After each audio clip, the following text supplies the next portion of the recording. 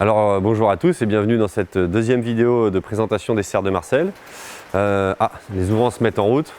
Donc ça, je suis désolé, on va le laisser dans les vidéos, mais ça passe son temps à s'ouvrir, à se fermer, donc on va pas couper au montage. On va faire avec.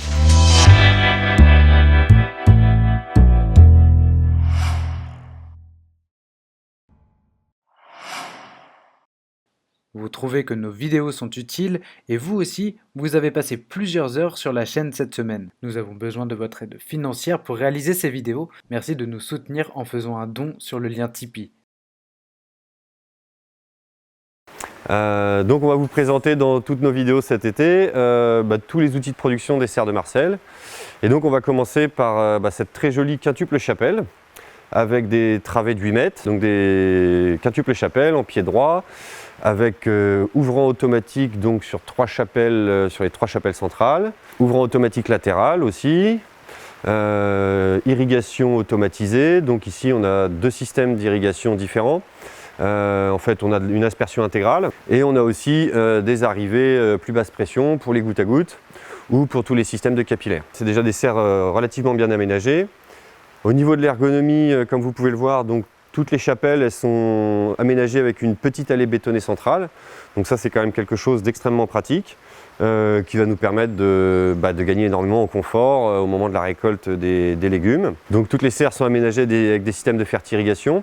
Et donc on va trouver dans toutes les serres des systèmes de pompes doseuses qu'on va sans doute utiliser la première année en fait pour pendant la phase de reconstruction biologique des sols pour pouvoir quand même faire la production la première ou la deuxième année, le temps que les sols se remettent en vie. Il y a aussi tous les systèmes d'automatisme, donc toute la programmation des ouvrants automatiques, la programmation de l'irrigation. Alors les serres ici sur le site des serres de Marcel, beaucoup de serres sont aussi aménagées avec des doubles parois gonflables. Donc avec des souffleries et des renvois d'air dans les différentes chapelles.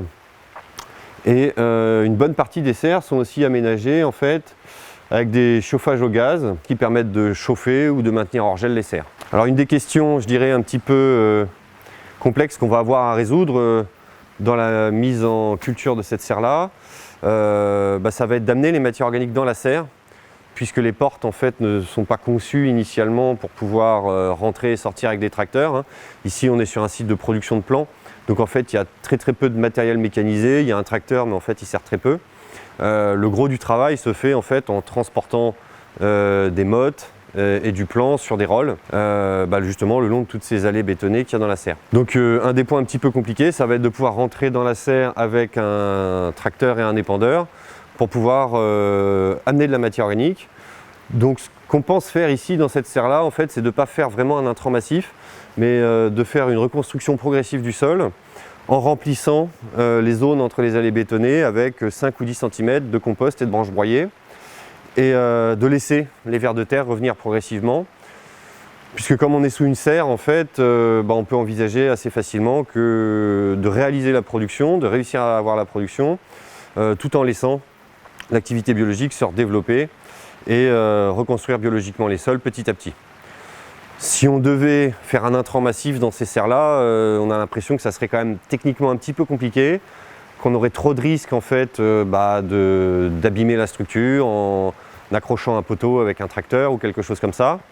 Donc on va se contenter, ce qui va déjà être une opération assez délicate, de venir mettre 5 ou 10 cm de matière organique partout dans la serre, de bien maintenir l'irrigation pour permettre aux plantes de s'enraciner. Et puis on va laisser nos amis les vers de terre faire leur boulot, se multiplier, se redévelopper et remettre en vie nos sols. Alors pour utiliser en fait une serre comme ça, il faut aussi avoir une réflexion, je dirais, un petit peu développée sur la manière dont on va réguler l'irrigation, l'ouverture en fonction du vent, de l'ensoleillement et de la pluie. En fait, on a besoin dans ces serres-là d'utiliser au mieux le soleil. Alors ça veut dire quoi? Ça veut dire que par exemple, on peut avoir des moments où les serres sont relativement chaudes, mais en fait avec assez peu d'ensoleillement. Et dans ces situations-là, en fait, il ne faut pas forcément essayer de laisser monter la température dans les serres, mais bien trouver un équilibre entre ensoleillement et température, puisqu'en fait, si on ne régule pas correctement cette balance entre l'ensoleillement et la température, on peut se retrouver dans des situations où les plantes vont être sous serre dans une atmosphère assez chaud, mais avec pas assez d'ensoleillement. Et donc ça, qu'est-ce que ça peut avoir comme conséquence? Ça peut avoir comme conséquence que la plante, elle va être en dessous de son point de compensation. Elle va être dans une atmosphère confortable, bien chaud, mais elle ne va pas avoir assez de lumière pour faire de la photosynthèse. Donc en fait, comme elle est dans un environnement chaud, elle va respirer, elle va consommer ses sucres, mais si elle n'a pas assez de lumière, en fait, elle ne va pas pouvoir compenser sa consommation de sucre avec de la photosynthèse. Donc, il va falloir qu'on apprenne à utiliser cette serre et à, je dirais, régler assez finement les automatismes pour garder une bonne croissance, une bonne production et aussi une bonne santé des plantes. Donc ça, c'est un travail qu'on va faire durant la première saison pour apprendre à utiliser cette quintuple chapelle. Donc une des problématiques sur lesquelles il va falloir qu'on réfléchisse aussi dès la première année, ça va être quelle technique de semis et quelle technique de repiquage on va mettre en œuvre ici au Cerf de Marcel, sachant qu'évidemment on va avoir comme objectif d'avoir une efficacité et un rendement de travail maximum, de passer le moins de temps à désherber évidemment. On va tout faire et tout mettre en œuvre pour essayer d'avoir zéro désherbage. Donc aujourd'hui la réflexion, où est-ce qu'elle en est? Elle en est qu'on va principalement faire de la pose de motte. Donc l'idée, c'est bien de tout remplir, entre toutes les dalles bétonnées, là, de tout remplir avec de la matière organique et de venir au maximum, surtout la première année, pour aller très vite, faire une mise en culture en posant des mottes. Donc probablement qu'ici, on va remplir uniquement avec du compost.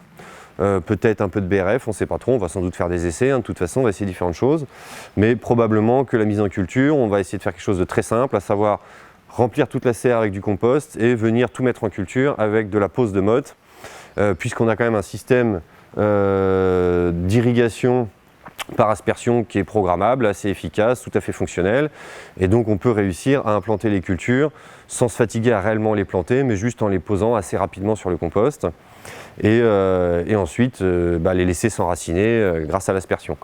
Alors en ce qui concerne les semis, on va essayer différentes choses. Le semis dans le compost assez classique, avec un semoir. On va évidemment essayer aussi le Easy Top, qu'on connaît bien, puisque en fait, sans doute dans une bonne partie de nos productions, on va faire des mesclins ou des radis ou des cultures comme ça, qui ont besoin d'un semis, je dirais, d'assez grande précision, qu'on a parfois du mal à obtenir dans des semis de compost avec des semoirs. Et donc on va sans doute abuser du Easy Top pour réaliser toutes ces cultures.